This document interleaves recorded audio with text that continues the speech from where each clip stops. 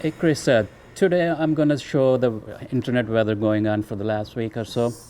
In this slide, actually, we're looking at the top 10 most probed ports, which is basically looking at the volume on specific ports, which are being scanned.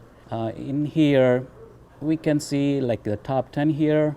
There are two actually I would like to point it out with the red arrows here. The first one being 23, which is for Telnet, 445 for SMB. Telnet is the scanning is basically for looking for IoT-based devices. In case of 445, even though it's SMB, it's mostly related to WannaCry. 22 is also basically looking for any passwords on that, basically by most of the IoT devices, as we know. The fourth one is 34567 TCP. Here, if you can see, basically last week it was at 52 position, but it jumped to 48 positions to 4th. That's what I'm gonna talk about a little bit, what happened in there, what we are seeing it. Before you dive in, it was interesting what you mentioned about WannaCry. So you're still seeing a lot of that, I guess, bouncing around, still scan the internet and trying to, exploit over Eternal Blue. I guess, Eternal, but there are still, some systems which are not patched. We know, unfortunately, it's not easy to patch them all. I think they come in patterns. Sometimes they come down. Also, if some new botnet is coming, which have that Eternal Blue exploit in it, they try to scan it also. Even though some botnet has already been scanned, they do their own scanning.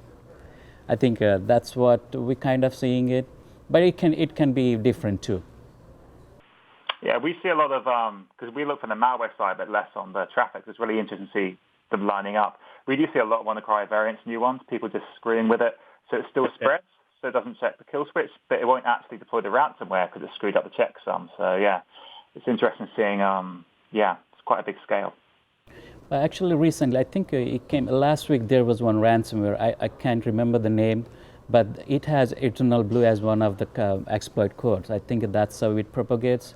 It uses 445 and also other RPC ports, 135, 138.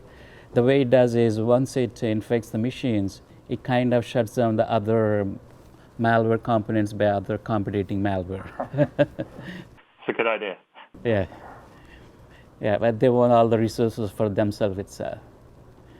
And the sixth position, we have RDP 3389, 81, 80, 80, basically some alternate HTTP ports. But in the next slide, I want to talk about 34567 TCP and how we are seeing on our common backbone. In this case, I'm showing the last 6 months of data, like 180 days. Here, the volume of the scans as we are seeing it. As you can see, there are some peaks. I think on ThreatTraq a couple of weeks ago, Stan actually talked about that we are seeing the uptick in there. That we can be seen actually on somewhere around last month, there was a big uptick, but it kind of tapered up. But since last week, like 2-3 days onwards, you can see the big jump in the volume. For example, if you see here, I think it's going up to 220 million flow counts per hour. That's about the volume. But in the next slide, we'll see how the scanners are happening on this, number of unique scanners happening on this specific port. As you can see, corresponding to the scan volume, there is also increase in the scanners. But I think on an average now we are seeing around 120 to 150,000 scanners per hour at any time. And we took from one of the reports how the scanners distribution would be to see in our geographical distribution. In this case, the report we took it actually at the time it has about close to 10,000 source IPs. And when you put into the geographical distribution map, this is how the distribution is. Darker yellow, I think more concentration instead of the red seems to be the little tiny ones. But as you can see, it's heavily concentrated in some parts of the world, maybe like Asia Pac and also Asian region, I think India, China, Vietnam, some parts of North America and some parts of South America heavily distributed here.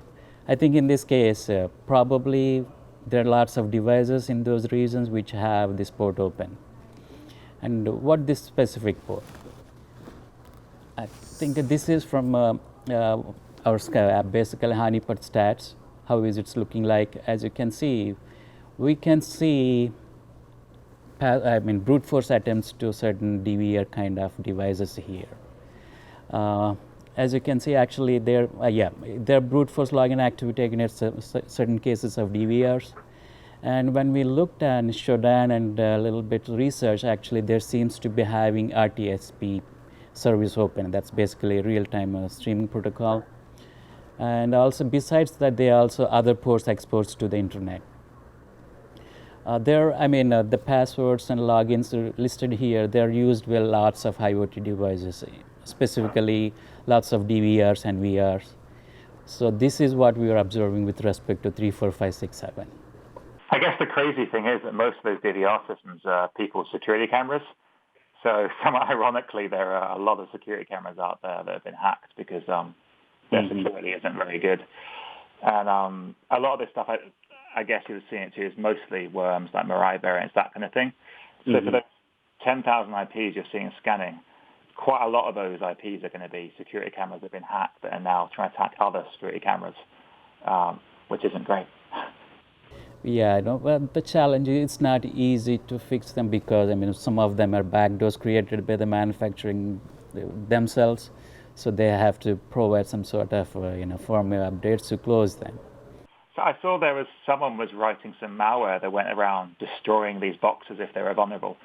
So that's one not particularly legal solution. They were just killing the insecure security cameras.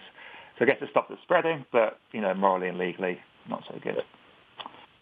The next slide, we're talking about the most sources being probed. In this case, last we talked about the most probes. In this case, more sources probed on which port.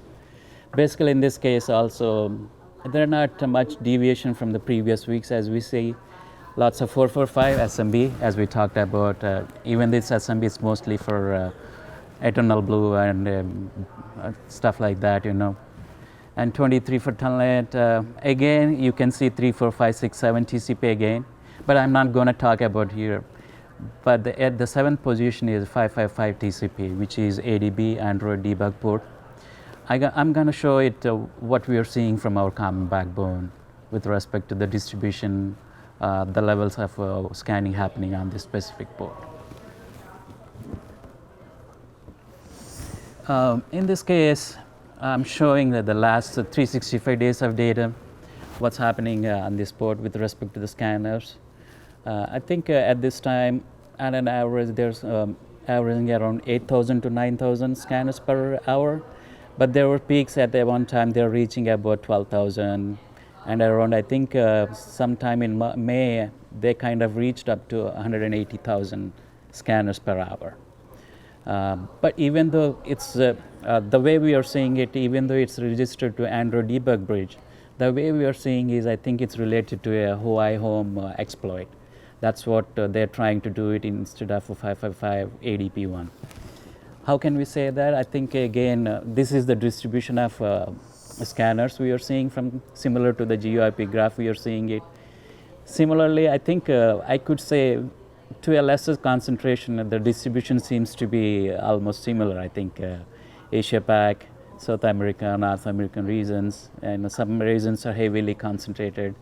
Again, if they're looking for Huawei, basically it's another IoT DVR kind of device. So probably, they're concentrated in same regions also.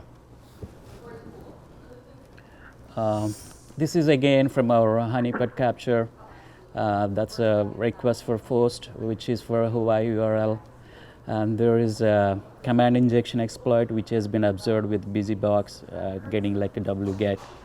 And based on that, we could say that even though it's an Android debug port, it's looking for some sort of exploit for Huawei devices. I think, that's all I want to show it for this week's Internet Weather. Even though it's used by ADB, but I think in this case also it's related to Huawei exploit code, which is another IoT-based device. I think the increase in scanning is related to that exploit code.